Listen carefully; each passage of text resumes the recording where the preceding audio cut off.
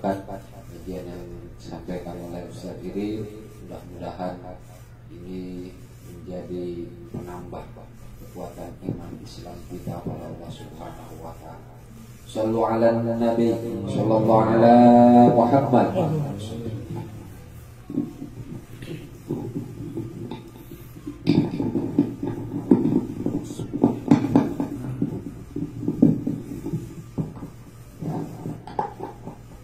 Bismillahirrahmanirrahim.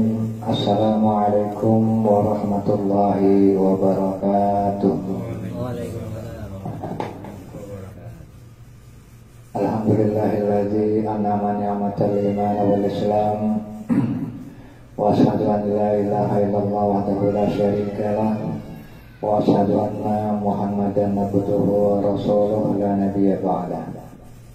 Allahumma salli wa sallim wa barik ala sayyidina Muhammadin wa ala alihi wa sahbihi ajma'in, amma ba'du. Allahumma rabbi shrah li sadri wa yassir li amri wa hlul 'uqdatam min lisani yafqahu qawli. Alhamdulillah, puji serta syukur marilah sama-sama kita panjatkan kehadirat Allah Subhanahu wa taala yang masih memperkenankan kita untuk sama-sama hadir, duduk dan mendengarkan kajian tafsir Al-Quran yang insyaallah sama-sama akan kita bahas di surah Al-Baqarah ayat ke-256. Dan begitu juga salat beserta salam tidak lupa kita curahkan kepada Nabi kita Muhammad sallallahu alaihi wasallam. Para bapak yang saya hormati dan mudah-mudahan Allah memuliakan, kita kembali melanjutkan pembahasan yang sebelumnya, yaitu ayatul kursi, yaitu surah Al-Baqarah ayat ke-256, yaitu di mana di dalam ayat ini Allah Subhanahu wa taala berfirman, a'udzubillahi minasyaitonir rajim. La ikraha fid-din, qad tabayyana ar-rusydu minal ghayy.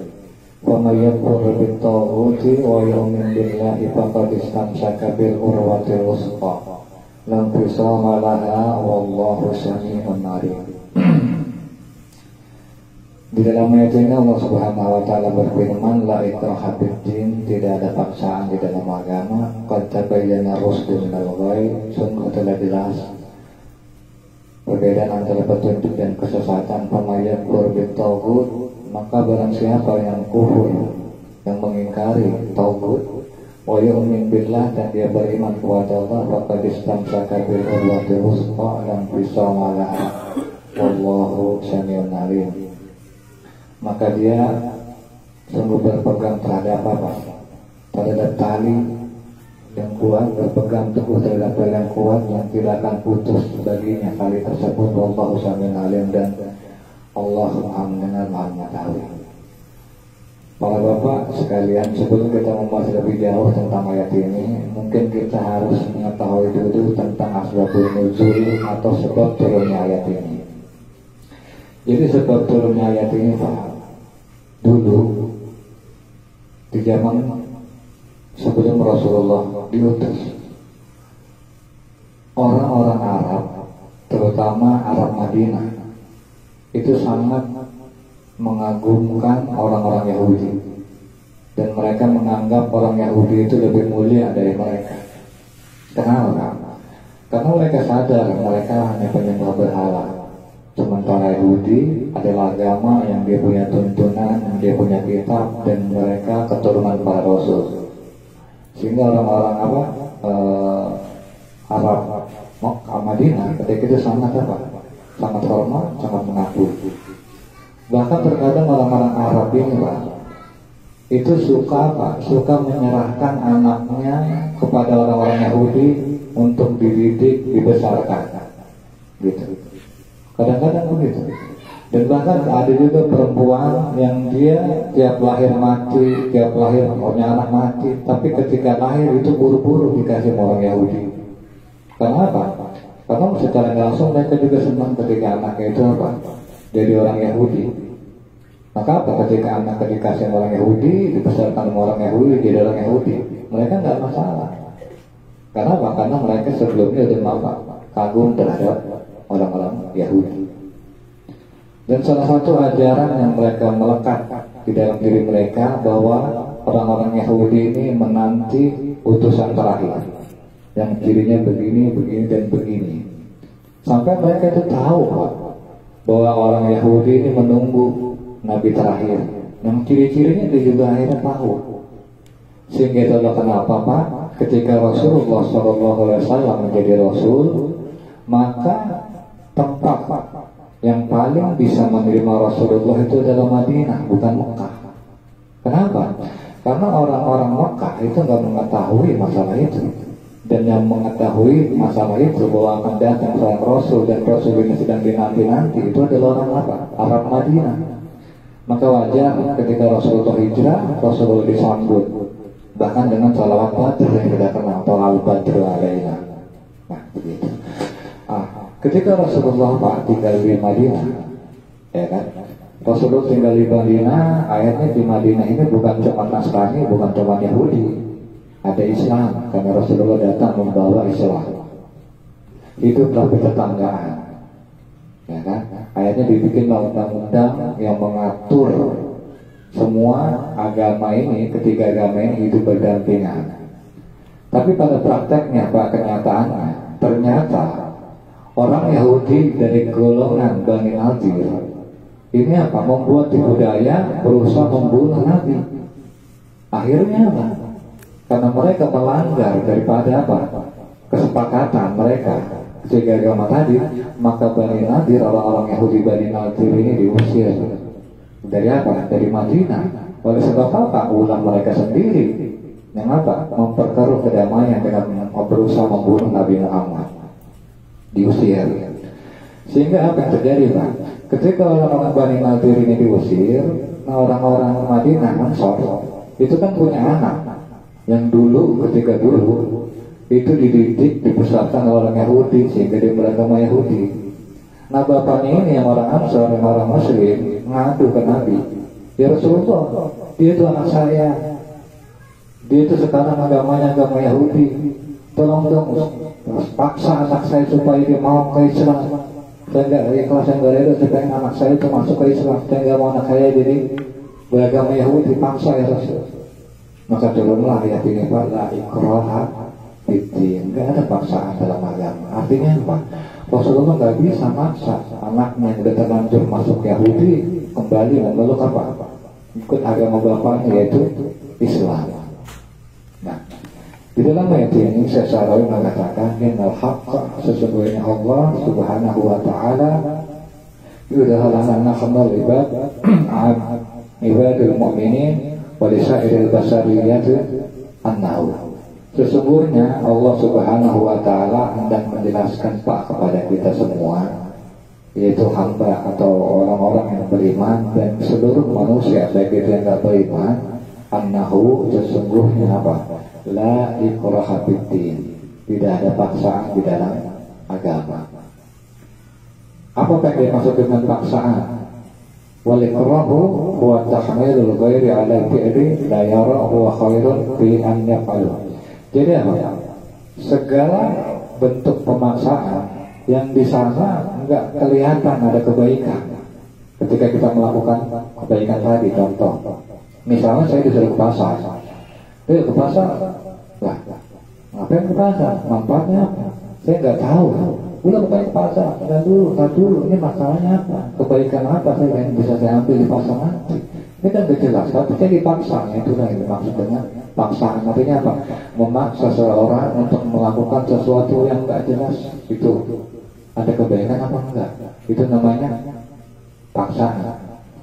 Lain cerita ketika misalnya anak kita yang sakit, kita paksa minum obat, ya, nah itu bukan paksaan namanya. Kenapa? Jelas minum obat menyembuhkan seorang dari penyakit. Atau anak kita paksa belajar, nah ini anak kita paksa belajar, ini bukan paksaan. Kenapa? Karena jelas manfaat daripada belajar itu supaya anak kita pintar, begitu. Tapi namanya paksaan, kalau saya selalu di sini adalah apa? Memaksa seseorang melakukan sesuatu yang apa? Yang belum tentu di situ ada kebaikan yang nggak jelas, begitu. Dan di dalam ayat ini bahwa Allah Subhanahu wa taala menerangkan kepada kita la ikraha fiddin wa ma'na hadhil ayat, dan ada makna daripada ayat ini apa? Allahu lam yakrahu khalqahu, Allah enggak pernah memaksa apa? Memaksa hambanya, makhluknya. Wa huwa khaliquhum, padahal apa? Padahal Allah sendiri yang menciptakan hambanya tadi. Jadi walaupun Allah menciptakan mereka, makhluknya, tapi Allah enggak pernah memaksa mereka. Untuk apa? Al-dini, untuk supaya ikut masuk ke agama Islam. Gitu. Karena apa? Karena mungkin aja bagi Allah itu memaksa manusia, sebagaimana Allah memaksa langit ini untuk tunduk, memaksa bulan untuk tunduk berputar pada rotasinya, memaksa planet-planet dan bintang-bintang semua berputar pada rotasinya. Itu kan apa? Merupakan bentuk bahwa apa? Bahwa Allah menundukkan langit dan bumi ini supaya taat sama Allah. Allah mudah aja, gunung aja yang Allah bilang jangan meletus, jangan. Tapi ketika Allah bilang meletus, terus. Kalau memang Allah pengen maksa, udah. Bagi Allah maksa hambanya itu supaya beriman. Begitu. Sebagaimana firman Allah, "Lau yasha'allahu lahadan nas jami'an." Kalau Allah Subhanahu wa taala berkehendak, lahadan nas. Maka apa? Bakal dapat petunjuk, lahadan nas jami'an. Semua manusia pasti bakal dapat petunjuk kalau Allah berkehendak. Cuma kan Allah nggak berkehendak, Allah nggak maksa. Masalah petunjuk ini, masalah agama ini, begitu. Akan kenapa yang jadi pertanyaan, kenapa kalau Allah nggak maksa umatnya, makhluknya, ya kan, untuk masuk ke dalam Islam? Nah, di dalam tafsir ini dikasih jawab. Lakin al-haqqa yuridu an ya'lama dan apa? Akan tetapi Allah Subhanahu wa taala menghendaki, ya kan, menghendaki apa? Ingin mengetahui siapa orang yang datang dengan kecintaan, siapa orang yang datang dengan benar-benar memilih, bukan datang dengan keterpaksaan. Gitu. Jadi kenapa orang nggak maksa? Allah pengen tahu siapa sih yang menerima Islam ini dengan tulus karena atas dasar cinta kepada Allah. Siapa sih yang datang memilih Islam atas dasar dia berpikir dan ini murni pilihan dia tanpa ada paksaan, dan itu adalah yang Allah inginkan. Karena apa? Mudah bagi Allah memaksa makhluknya untuk masuk Islam. Semudah apa? Semudah Allah mengatur alam ini. Semudah Allah menjadikan apa? Lautan ini tunduk sehingga jadi kita bisa berlayar. Kan begitu? Mudah, tapi Allah nggak lakukan. Tujuannya apa? Tujuannya Allah pengen tahu siapa orang yang datang kepada Allah dengan cinta, siapa yang datang kepada Allah dengan benar-benar atas dasar berpikir dan memilih, bukan datang kepada Allah dengan keterpaksaan. Gitu Pak. La ikraha fiddin, tidak ada paksaan di dalam agama, yaitu apa? Seolah-olah Allah berkata begini Pak. Analam Audahu mabda'ul ikrah, sesungguhnya apa? Saya nggak memaksa, kan gitu.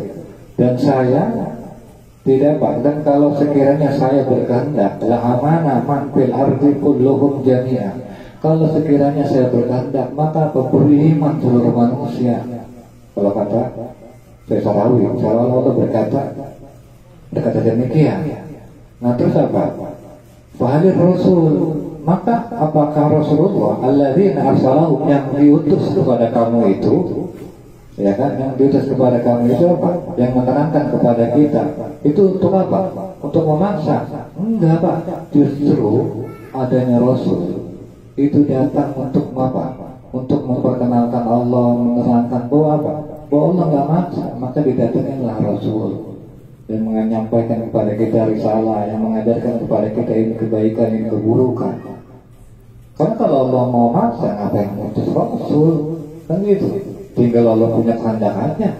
Atau jangan ini dah, tinggal ngutus saja malaikat. Kalau yang belum beriman kan ada, kalau enggak tinggal ditimpa, menggunung, kan begitu kalau Allah memaksa. Tapi enggak, bukti adanya Rasul itu Pak, justru menandakan bahwa Allah itu enggak maksa. Kenapa?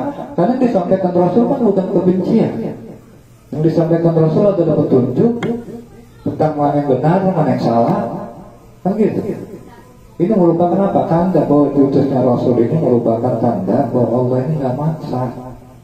Gitu. Jadi salah ketika orang-orang orang-orang kafir mengatakan bahwa Islam ini ditegakkan dengan pedang. Salah besar, Pak. Kenapa? Kalau mereka mau jujur, kalau mereka cerdas, kalau mereka memang yang dikatakan orang yang ilmiah dengan berpikir, kalau mau cari kebenaran tentang Islam, cari dong, lihat dong dari sumber aslinya. Sumber aslinya apa, Pak? Ya, Al-Quran. Apa kata Al-Quran? La ikraha fiddin, nggak ada paksaan dalam agama. Jadi jangan bilang Islam ini tegakkan dengan pedang. Ya, kalau kita mau jujur, kalau dia memang buat ilmiah, kembali ke sumber di Al-Quran. Itu apa? La ikraha fiddin. Atau kita kembali melihat sejarah daripada Nabi. Apa? Ya asbabun nuzul, di mana Nabi nggak pernah maksa anak seorang apa? Ansor yang udah masuk Yahudi untuk kembali ke Islam. Enggak. Dari sejarahnya kan begitu. Kalaupun Pak Islam ini dikatakan ditegakkan dengan pedang, yaitu setelah kehidupan Nabi, itu kan apa yang terjadi? Ketika Umar bin Khattab menggantikan, ya kan ketika awal itu selalu mengatakan apa? Selalu mengatakan apa? Tawaran terhadap ajaran Islam, kan gitu. Kalau mereka nggak menerima ajaran Islam, nggak masalah. Yang penting mereka bayar jizyah, kan gitu. Jizyah, yaitu pajak per kapita. Kalau mereka menolak, sama aja mereka menantang perang. Dan kalau kita kembali dari awal sejarah Rasul, apa Islam yang berdiri, coba kita lihat Pak, bagaimana umat Islam dulu ketika awal-awal berdiri. Nabi ketika awal-awal berdiri dakwahnya itu apa? Sembunyi-sembunyi. Setelah sembunyi-sembunyi, langsung apa? Secara terang-terang itu pun apa? Ditindas. Nabi nggak diterima sampai akhirnya Nabi terusir. Dan ketika di Madinah masih ditekan juga. Sekarang siapa yang memulai sehingga Nabi dan para sahabat angkat pedang? Karena justru umat Islam ketika awal-awal berdiri kan kondisinya lemah. Bukan kondisi kuat. Kalau kondisi kuat tinggal bantai aja orang-orang kafir Quraisy ketika itu. Tapi apa? Justru Nabi yang tertindas awalnya. Salah kalau dikatakan bahwa Islam ini ditegakkan dengan pedang begitu, Pak. Akan tetapi kan perlu kita ketahui bahwa ucapan la ikraha fiddin ini nggak berlaku bagi kita yang orang-orang yang sudah memeluk Islam. Maksudnya gimana, Pak? Kalau misalnya la ikraha fiddin ini, Pak, itu terkait dalam masalah akidah. Tapi ketika bapak-bapak atau ada seorang Kristen masuk Islam, ikut aturan Islam, maka mau nggak mau harus taat dan patuh terhadap aturan-aturan yang ada di dalam Islam. Satu contoh, kalau misalnya kita menemukan pada orang, lu kenapa nggak sholat? Kan kita tanya tuh, terus dia bilang, ngapain sholat? Ikraha fiddin kok, nggak ada paksaan di dalam agama. Nah ini adalah perkataan yang konyol. Kenapa? Karena penempatan ayat la ikraha fiddin itu bukan buat kita.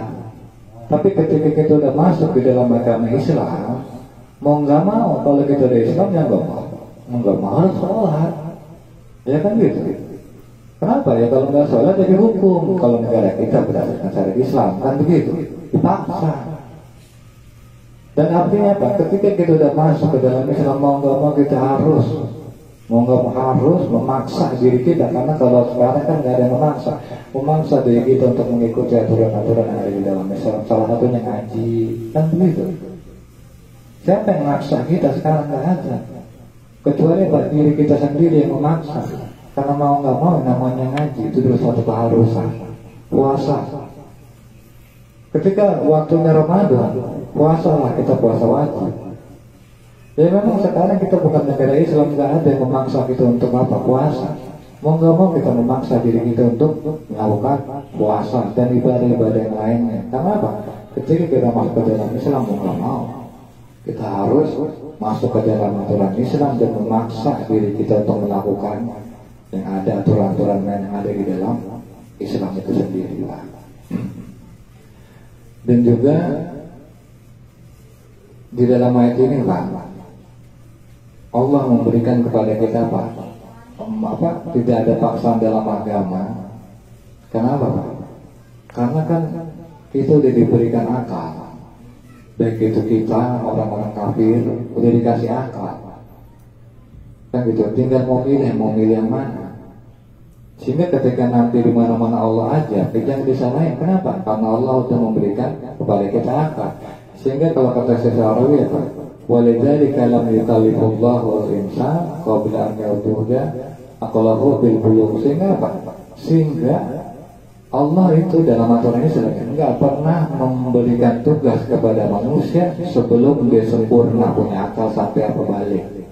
Maka dalam aturan Islam, salah ibadah haji contohnya, salah tahu salah apa, dia tanya apa? Dia berakal, dia balik.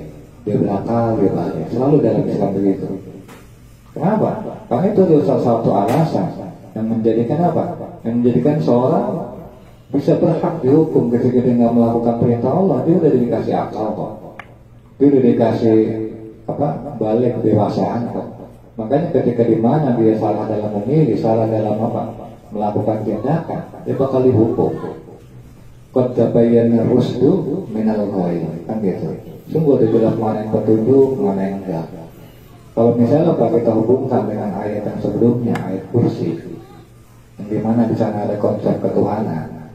Sebenarnya orang non-muslim, kalau dia mau jujur, kalau dia mau berpikir jernih tentang Tuhannya dan melihat kepada ayat kursi yang sebelumnya, maka apa? Pasti dia akan memeluk Islam. Karena udah jelas banget. Bila bicara masalah ketuhanan, bandingkan antara Tuhan kita dengan Tuhan mereka. Pasti kalau mereka jujur.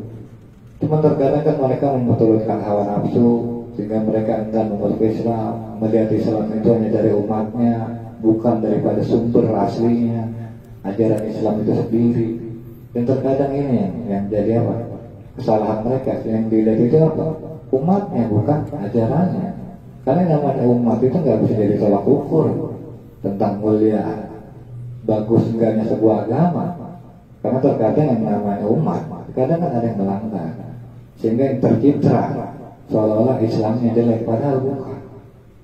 Gitu. Kalau mereka mau jujur, mereka kembali mengkaji untuk melihat Islam ini secara jujur. Dan ada pun yang dimaksud ghaib sini itu apa? Qad tabayyana rusdu minal ghayy. Tabayyana rusdu itu adalah apa? Petunjuk jalan yang benar. Al-ghaib itu kebalikan jalan yang sesat. Nah di kelanjutan ayat, fama yakfur, maka barang siapa yang kufur bitaghuti wa yu'min billah faqad istamsaka bil urwatil wuthqa. Maka barang siapa yang kufur terhadap taghut, taghut ini Pak, adalah kata dari togo yang melampaui batas. Sedangkan taghut ini itu apa? Melampaui batas dalam kezaliman, dalam kejahatan. Seperti Fir'aun itu kan melampaui batas. Gitu. Jadi barang siapa yang ingkar, dia nggak menerima perbuatan, kelakuan yang melampaui batas, maka apa? Wa yu'min, dan dia juga beriman kepada Allah, faqad istamsaka bil urwatil wuthqa, dan dia berpegang teguh terhadap ikatan. Ustazan bisa malah wallahu sam'alim. Nah ketika mereka sudah ingkar dan mereka beriman kepada Allah dan mereka istamsaka itu apa sih Pak? Istamsaka itu memegang dengan erat. Nah istamsaka ini Pak berbeda dengan apa? Masaka. Kalau masaka itu kan memegang. Kalau istamsaka itu memegangnya dengan tenaga, gitu. Memegang dengan tenaga. Dan ini istamsaka ini menurut saya tadullu ala an-nabihi mujahidah. Itu menunjukkan apa? Kesungguh-sungguhan di masak dalam memegang tadi, gitu. Dalam memegang tadi, maka apa? Memegang tadi bakal istamsaka bil urwatil wuthqa, dengan ikatan atau hubungan yang kuat. Nah urwato itu gantungan tali Pak, kalau kayak misalnya ember itu kan ada apa itu? Kayak gagangnya, talinya tuh. Nah itu seperti itu. Bil urwatil wuthqa kan gitu. La fisamalah wallahu sami'un alim, dan itu nggak bakal putus. Jadi kalau misalnya Pak, orang beriman berpegang terhadap itu, semua insya Allah itu akan selamat, gitu. Karena apa Pak?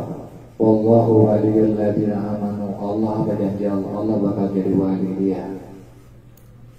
Allah bakal apa? Wali apa? Wali itu Allah bakal jadi wakil, Allah bakal jadi orang yang melindungi, Allah bakal jadi orang yang membimbing. Kalau misalnya kita apa? Kita ingkar pertama terhadap togut, Allah apa? Togut itu yang memang melampaui batas, dan kita beriman. Setelah beriman kita berpegang terhadap hari Allah. Maka janji Allah apa? Allah jadi wali buat dia. Maksudnya apa sih Pak? Allah jadi wali buat dia. Seperti yang tadi dibilang. Paling enggak itu ada remnya. Kan gitu yang Bapak-Bapak dibilang. Kadang-kadang kita mau melakukan ini, tahu-tahu karena kita ingat apa yang kita udah kaji, jadi ngerem, kan gitu. Dikit-dikit ngerem. Dan itu apa?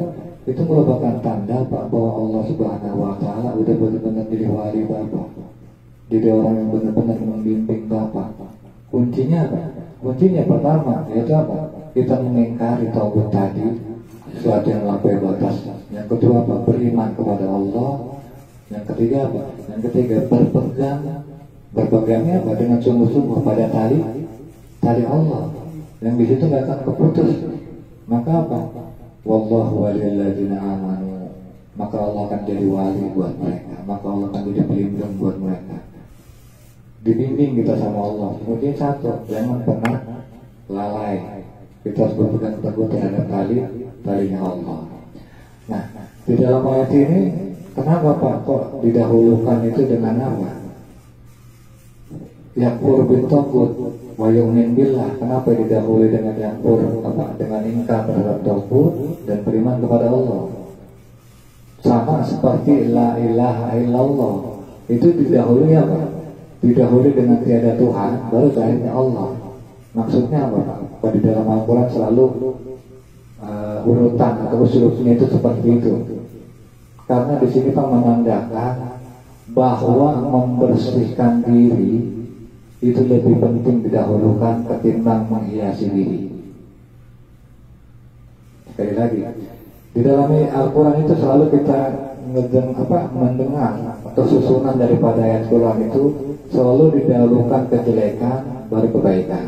Seperti ini, paman yakfur bin tagut, maka barang siapa yang ingkar terhadap tagut, wa yu'min billah, dan beriman kepada Allah, kan begitu urutannya.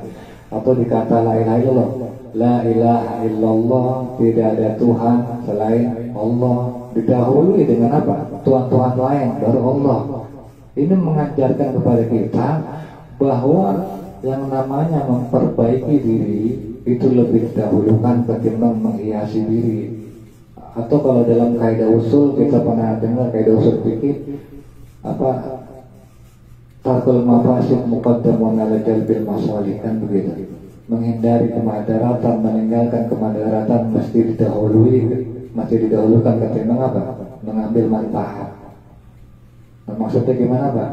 Sebelum kita ibadah, ya kan, sebelum kita melakukan kebaikan seperti sholat, misalnya kan, seperti ngaji, ya kan, itu untuk menghiasi diri. Maka perbaiki diri dulu sebelum kita, misalnya kayak saya ngajar, maka sebelum saya menghiasi diri, saya apa? Membersihkan diri dulu. Maksudnya apa? Pertama niatin karena Allah, kan gitu. Yang kedua, dengan ngaji ini jangan kita berharap apa, bersihkan dulu dari perasaan apa, merasa saya ini lebih daripada bapak-bapak. Nah, artinya yang diperbaiki dulu diri baru kita menghiasi diri. Terkadang kita lebih repot menghiasi diri, kita tampil baik di depan orang tapi hati kita dengki. Kita tampil muka senyum tapi hati kita cemberut. Kita memang menghiasi diri kita dengan memberi kepada orang lain tapi hati kita nggak ikhlas. Ya apa artinya kita menghiasi diri sementara dalamnya kotor? Apa artinya kita memberi sementara yang kita beri kita nggak ikhlas? Kan nol semua. Sehingga itulah kenapa yang tersirat menurut Syekh Syarawi daripada ayat kamal yang pur bil tagut wa yu'min billah faqad istamsaka bil urwatil wuthqa. Allahu waliyul ladzina amanu yukhrijuhum minadh dhulumati ilan nur, dan Allah bakal jadi wali buat orang-orang yang beriman yang akan mengeluarkan mereka minadh dhulumati ilan nur. Nah di sini Pak, minadh dhulumat itu bentuknya kan jamak. Sementara ilan nur ini bentuknya mufrad tunggal. Kenapa Pak? Di sini dikatakan bentuk jamak karena namanya bentuk kezaliman itu banyak. Kezaliman dalam dagang misalnya, ngurangin timbangan, kezaliman dalam usaha misalnya kita sikut kanan kerja, sikut kanan sikut kiri, kezaliman dalam bertetangga kita harus kita banyak kezaliman. Artinya apa? Segala bentuk kezaliman kita bisa keluar Pak dalam segala bentuk kezaliman ilan nur pada cahaya. Artinya apa? Sumber cahaya keimanan satu. Artinya kuncinya satu ya, dari Allah itu tadi. Gitu. Artinya segala bentuk kezaliman itu bisa hilang ketika Allah menjadi wali kita. Ya syaratnya apa? Ya kita pegang kita beriman kepada Allah, pegang teguh terhadap tali Allah, maka Allah jadi wali. Yang mengeluarkan kita apa? Minatulumah dari berbagai macam kezaliman ilan nur pada cahaya. Walladzina kafaru, dan orang-orang yang kafir awliya'uhumut taghut. Gitu. Apa? Mereka akan dijadikan wali-wali taghut. Nah di sini apa? Wali-wali banyak. Artinya apa? Ya banyak yang akan menyesatkan mereka. Yang namanya kesesatan seperti tadi, kezaliman banyak. Dan begitu juga kesesatan banyak. Dan itu akan menyesatkan mereka. Gitu. Bukan cuma satu kesalahan, banyak kesalahan-kesalahan yang lain. Itu nahuminan nur yang akan mengeluarkan mereka dari cahaya ila dzulumat menuju kegelapan. Ulaika ashabun nari hum fiha khalidun, dan mereka itu termasuk penghuni neraka hum fiha khalidun, dan mereka kekal di dalamnya. Nah mungkin itu saja dari saya. Insyaallah nanti akan dijabarkan oleh Ustaz Abdul Hamid. Pada beliau silakan. Assalamualaikum warahmatullahi wabarakatuh. Waalaikumsalam warahmatullahi wabarakatuh.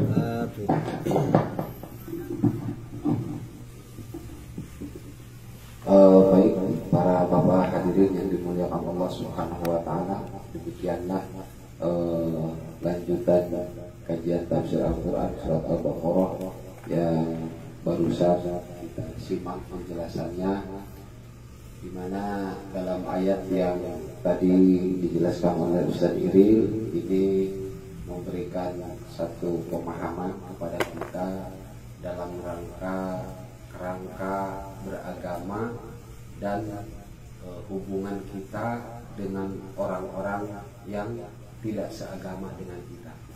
Jadi tadi dijelaskan bahwa dalam beragama itu la ikrah hafidin, tidak ada paksaan dalam agama. Artinya paksaan ini untuk orang luar agama. Jadi karena Allah ini tidak memaksa dalam beragama, kita pun tidak ada paksaan. Tapi ada satu kerangka yang Allah berikan kepada orang yang sudah beragama, maksudnya udah masuk dalam agama Islam, itu Allah memaksa. Tapi memaksanya itu bukan dengan sifat jabarnya Allah. Jadi kalau misalnya Allah ini kan punya sifat jabar, sifat memaksa. Jadi kalau Allah udah paksa, semua akan tunduk dan patuh kan begitu. Sama yang tadi dicontohkan oleh Ustaz Iril, bagaimana Allah memaksa langit dan bumi, memaksa bumi untuk berputar, memaksa langit seperti ini kan begitu. Nah itu dipaksa oleh Allah Subhanahu wa ta'ala. Tapi Allah memaksa kepada orang yang sudah menyatakan beriman kepada Allah dan dia sudah mengucapkan asyhadu alla ilaha illallah wa asyhadu anna muhammadar rasulullah, itu paksaannya itu dengan apa? Dengan dibuat aturan. Nah ini aturan ini merupakan paksaan, tapi paksaannya itu bukan dengan sifat jabar Allah. Paksaan dalam bentuk kasih sayang. Jadi ketika kita beragama Islam dipaksa oleh Allah kan untuk sholat, untuk puasa. Tujuannya apa? Karena Allah cinta kepada kita. Nah kita dipaksa dengan aturan itu supaya apa? Supaya kita bisa mencintai Allah dan bisa mengenal Allah. Tujuannya itu. Makanya dipaksa kita dengan aturan itu. Makanya ketika kita datang ke tempat pengajian, ya kita niatnya harus jelas. Kita datang ini bukan karena paksaan gitu. Bukan karena paksaan dari Allah Subhanahu wa taala, tapi ini merupakan kasih sayang Allah kepada kita sebagai jalan dari Allah supaya kita bisa mencintai Allah. Nanti kan ada tuh di ujung ayatnya nanti bagaimana kalau orang udah mencintai Allah, kan janji Allah itu kan udah ada. Nah, ketika kita dibuatkan aturan itu sebagai paksaan kan begitu. Paksaan dari Allah, tapi bentuknya itu bukan dengan jabarnya Allah, tapi dengan kasih sayang Allah Subhanahu wa taala. Maka dalam paksaan ini, Pak, dalam bagaimana Allah menerapkan aturan kepada kita, Allah itu memberikan satu chip dalam diri kita, itu yang disebut dengan ikhtiar atau kasab. Kalau Imam Asy'ari nyebutnya itu kan ikhtiar, pilihan. Kalau Imam Al-Maturidi menyebutnya itu kasab. Ya sama-sama juga pilihan. Nah, kita ini disuruh memilih oleh Allah. Nah, ketika kita sudah mempunyai pilihan, maka kata Allah apa? Laha ma kasabat wa 'alaiha ma kasabat. Jadi apa yang menjadi pilihan kita, maka kita akan terkena dengan pilihan tersebut.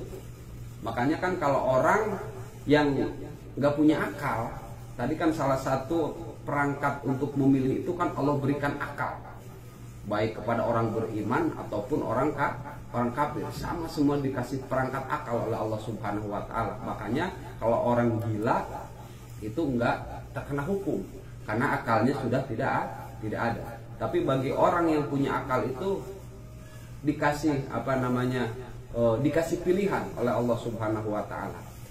Nah, pilihan ini tentunya kan itu paksaannya itu enggak seperti Allah memaksa guru. Sekarang coba ketika Allah memaksa kita dengan aturannya untuk melaksanakan sholat 5 waktu, untuk puasa Ramadan. Kemudian ada orang tidak sholat misalnya, atau tidak puasa, ya biasa aja kan. Ya orang yang puasa begitu, orang yang sholat juga begitu, nggak kelihatan. Karena apa? Karena ini paksaannya itu paksaan buat kebaikan kita. Kita yang akan merasakan dari kebaikan tersebut. Oleh sebab itu, dari kajian ayat yang kita pahami barusan itu tadi Ustaz sudah menyampaikan, kita ini jangan sampai salah menempatkan ayat. Kita tidak ada paksaan kepada orang yang di luar agama kita, tapi untuk diri kita, untuk orang-orang yang kita tanggung, kita dipaksa oleh Allah dengan aturannya. Dipaksanya itu dipaksa dengan apa? Dengan aturannya.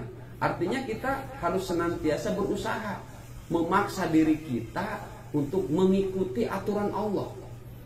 Kalau misalnya kita udah terbiasa memaksa diri kita dengan aturan Allah, maka tujuannya supaya apa? Supaya tumbuh kecintaan kita kepada Allah Subhanahu wa taala. Kalau misalnya sudah tumbuh kecintaan kita kepada Allah, maka tadi dijelaskan Allah itu akan menjadi wali. Allah itu akan menjadi penolong buat kita. Allah akan menjadi pembimbing buat kita.